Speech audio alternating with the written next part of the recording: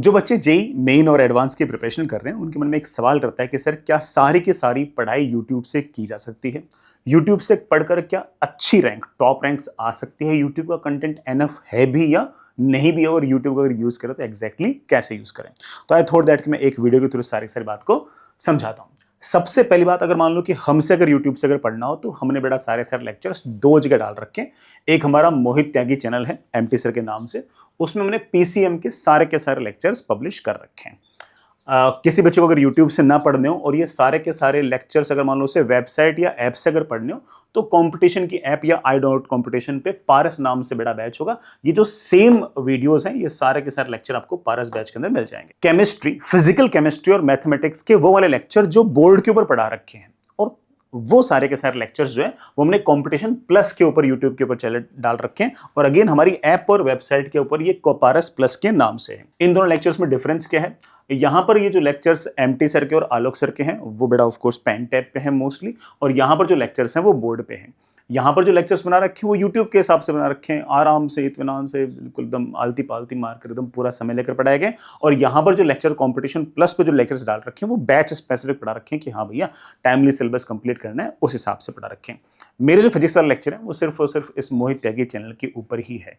Again बेटा किसी को यूट्यूब पसंद ना हो तो वो पारस और पारस प्लस बैच पे फ्री में पढ़ सकता है, और ये सारे के सामने कंपटीशन ऐप और आई डॉट कंपटीशन वेबसाइट के ऊपर है। सबसे पहला सवाल जो सबसे कॉमन है वो है कि इज इट एनफ? तो मैं कहूंगा कि it is the other way round, है ना, कि यूट्यूब पर तो हमने इतना ज्यादा कंटेंट डाल रखा है कि it's the other way round, कि मुझे ये सोचना पड़ेगा कि आर यू एनफ और नॉट, जस्ट बिकॉज कि यार ना यूट्यूब पर तो ना पढ़ाते वक्त हम कुछ भी पढ़ा सकते हैं और बड़े आराम से इत्मीनान से पढ़ा सकते हैं। भाई वहां पर तो सिलेबस कंप्लीशन करने का तो कोई मतलब फुल स्टॉप तो है नहीं, कितना ही पढ़ा दो। तो इसलिए यूट्यूब पर थोड़ा सा ज्यादा ही पढ़ा रखा। जैसे फॉर एग्जांपल लेट्स से कि लास्ट ईयर है ना डैम्प्ड ऑसिलेशन या फिर है ना डैम्प्ड आरएलसी सर्किट ऐड किया आईआईटी एडवांस ने, तो मैंने ऑब्वियस बात है कि ना उसको जब यूट्यूब पर पढ़ाया तो मैंने उसमें जिस तरह से फर्स्ट ईयर या फिर सेकंड ईयर के अंदर आईआईटी में बच्चा जाता है तो जिस तरह से सेकंड ऑर्डर डिफरेंशियल इक्वेशंस वगैरह पढ़ता है उनको यूज करके बड़ा आराम से इत्मीनान से मैंने पढ़ाया।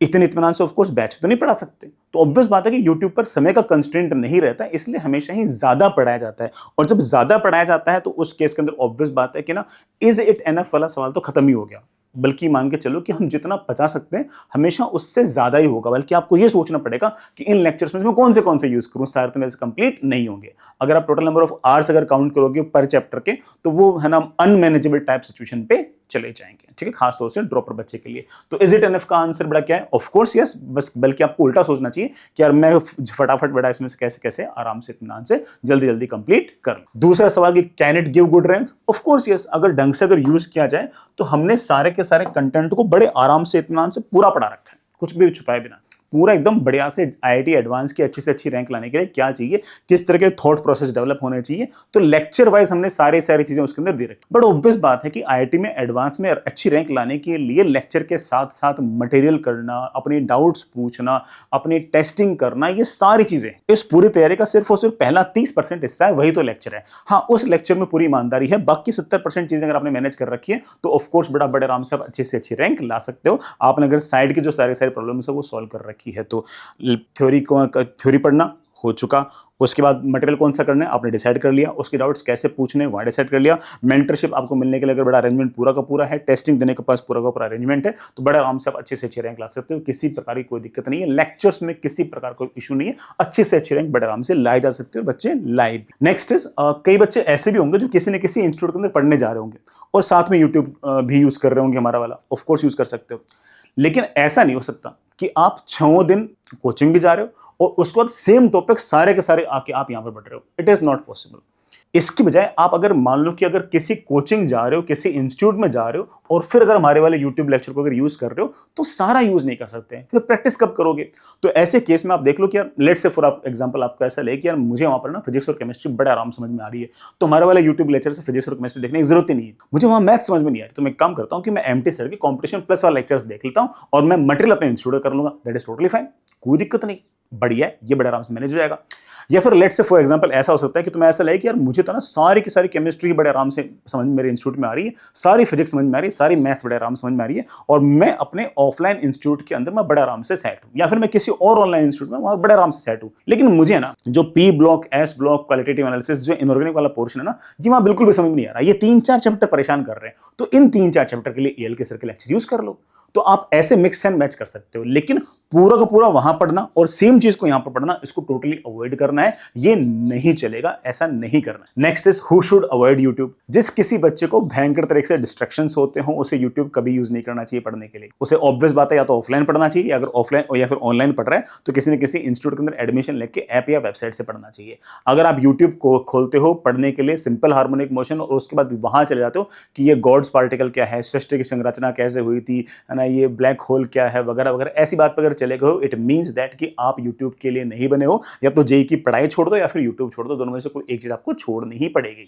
तो जो बच्चा बहुत ज्यादा डिस्ट्रैक्टेड है और बार बार लगातार एक यूट्यूब चैनल से दूसरे यूट्यूब चैनल पर लगातार भाग रहा है, उस बच्चे को यूट्यूब आज ही छोड़ देना चाहिए, या फिर बेटा जेई की पढ़ाई छोड़ देनी चाहिए। दोनों में से बेटा कोई ना कोई चीज आपको आज ही छोड़ देनी चाहिए और किसी एक चीज पर स्टिक करना चाहिए। नेक्स्ट इज सबसे important, how to use YouTube lectures efficiently. बेटा मैंने रफली तो बता ही दिया कि कैसे कैसे बेटा लेक्चर्स देखने। हमने बिल्कुल प्रॉपर प्लेलिस्ट बना रखी है, मतलब हमने जिस तरह से प्लेलिस्ट बनाई है वो इस तरह से बनाई कि बच्चा कभी भी कंफ्यूज ना हो। प्लेलिस्ट ढंग से है, और उसके अंदर जो लेक्चर्स हमने 1 2 3 4 5 6 ऐसे मार्क कर रखे हैं, तो लेक्चर्स ढूंढना बिल्कुल आसान है। तो सबसे पहला पॉइंट है कि हमेशा जो भी पढ़ाई करें वो हमेशा प्लेलिस्ट के हिसाब से पढ़ाई करें, और प्लेलिस्ट में बेटा 1 2 3 4 इस तरह से हमने सारे के सारे चैप्टर्स मार्क कर रखे हैं, सारे के सारे लेक्चर्स मार्क कर रखे हैं। पहली बात तो ये। प्लेलिस्ट में कौन सा चैप्टर पहले पढ़ना है, कौन सा चैप्टर बाद में पढ़ना है, ये भी हमने चैप्टर सीक्वेंस नाम से वीडियो बना रखे हैं हमारे मोहित त्यागी चैनल पे, वहां पर जाइए और चैप्टर सीक्वेंस फॉलो कीजिए। चैप्टर सीक्वेंस 11th का अलग है, 12th का अलग है, और ड्रॉपर का अलग है, बार बार चेक कर लेगा। ड्रॉपर बच्चा होगा बेटा उसको ऑफ कोर्स मैं उसको मैथमेटिकल टूल नहीं पढ़ना, अगर 11th का बच्चा है तो उसको बेटा मैथमेटिकल टूल पढ़ना है, तो दोनों का चैप्टर सीक्वेंस टोटली डिफरेंट हो सकता है। ठीक है, तो चैप्टर सीक्वेंस बेटा वहां से आप चेक कर लेना। उसके बाद अगर आपने बेटा जैसे ही लेक्चर्स कंप्लीट कर लिए, लेक्चर के साथ साथ आपको सवाल करने हैं। लेट्स से कि आपने आज इलेक्ट्रिक फील्ड निपटाई, तो इलेक्ट्रिक फील्ड के जितने भी सवाल आपके पास हैं, खास तौर से जो बिल्कुल फॉर्मूला और कॉन्सेप्ट बेस्ड है, मिक्स्ड कॉन्सेप्ट्स अगर बहुत ज्यादा नहीं है, तो वो सारे के सारे सवाल आपको उसी दिन निपटा लें। चाहे वो जेईई मेन के सवाल हो, चाहे वो आपके पास किसी भी संस्थान का मटेरियल है तो उसकी एक्सरसाइज 1 हो, वो साथ साथ निपट जानी चाहिए।